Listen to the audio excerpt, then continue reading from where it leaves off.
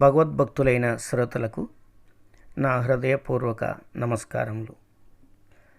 సర్వేశ్వరుని అనుగ్రహం కొరకు మనం ప్రతిరోజు ఉదయం విష్ణు సహస్రనామ స్తోత్రమును పఠిస్తూ ఉంటాం.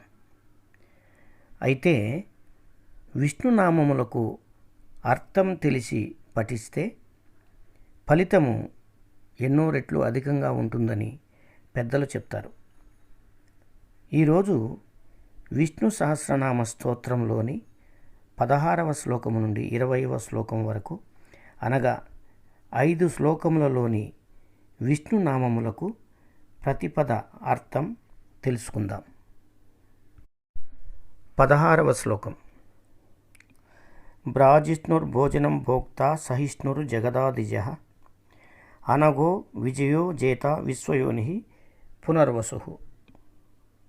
ఇందులో బ్రాజిష్ణు జ్ఞాన తేజోరూపముల ప్రకాశించుచుండువాడును, భోజనం పురుషునకు అనుభవనీయమైన మాయారూప ప్రకృతి స్వరూపుడును, భోక్త ప్రకృతిలోని సర్వము అనుభవించుచుండువాడును, సహిష్ణు శరణాగతులైన వారి అపరాధములను క్షమింపగలవాడును, జగదాదిజః సృష్టి ప్రారంభమున బ్రహ్మదేవుడుగా ఆవిర్భవించిన వాడును, అనగః పాపరహితుడును, విజయః ఆత్మజ్ఞానము ద్వారా విషయవాంఛలన్నింటినీ నిర్మూలించుకున్నవాడును, జేత సత్యస్వరూపుడు కావున సర్వదా విజయముని పొందువాడును,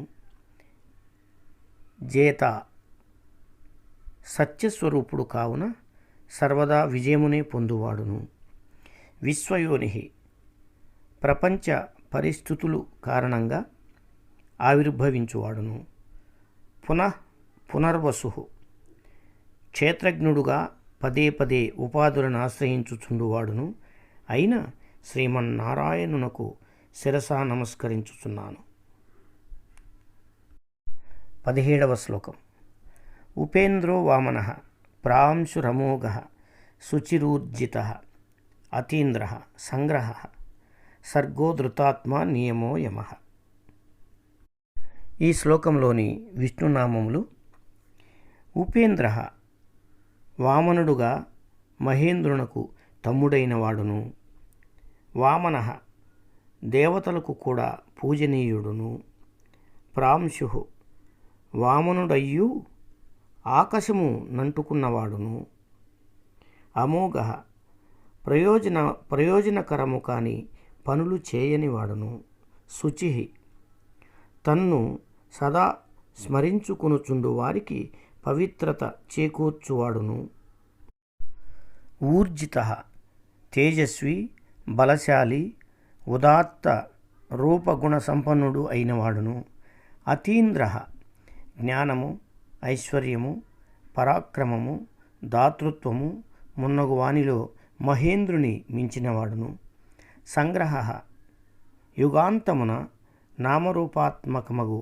ప్రపంచమును తిరిగి తన యందు చేర్చుకునివాడును, సర్గః సృష్టియు సృష్టి కారణము తని అయినవాడును, ధృతాత్మ స్థిరచిత్తుడును, నియమః సర్వప్రాణులను వాటి వాటి కర్మల యందు నియమించువాడును, యమః అంతర్వర్తిగా ఉండి సర్వజీవులను తన ఇష్టానుసారము నడిపించుకునివాడును అయిన శ్రీమన్నారాయణునకు నమస్కరించుచున్నాను. 18వ శ్లోకం. వేద్యో వైద్యః సదాయోగి వీరః మాధవో మధుః అతీంద్రియో మహామాయో మహోత్సాహో మహాబలః. ఇందులో వేద్య మోక్షకాములు తెలుసుకొనవలసిన వాడును, వైద్య సర్వశాస్త్ర ప్రవీణుడును, సదా యోగి ఎల్లప్పుడూ చిదానందుడైయుండువాడును, వీరః సాధకులలో జనించు బలీయమైన అధర్మ ప్రేరణలను నిర్మూలించువాడును, మాధవః అర్హులకు ఆత్మజ్ఞానము అనుగ్రహించువాడును. మధుహు ఆశ్రితులకు అమృతము వంటి వాడును. అతీంద్రియ ఇంద్రియముల జ్ఞానము ద్వారా గ్రహింపరానివాడును. మహామాయ మాయావులను కూడా మించిన మాయావియును. మహోత్సాహ భక్తుల ననుగ్రహించుటయందు నిరంతరము ఉత్సాహముతో ఉండువాడును. మహాబల బలవంతులందరికంటే బలవంతుడును అయిన శ్రీమన్నారాయణునకు శిరస నమస్కరిస్తున్నాను. 19వ శ్లోకం.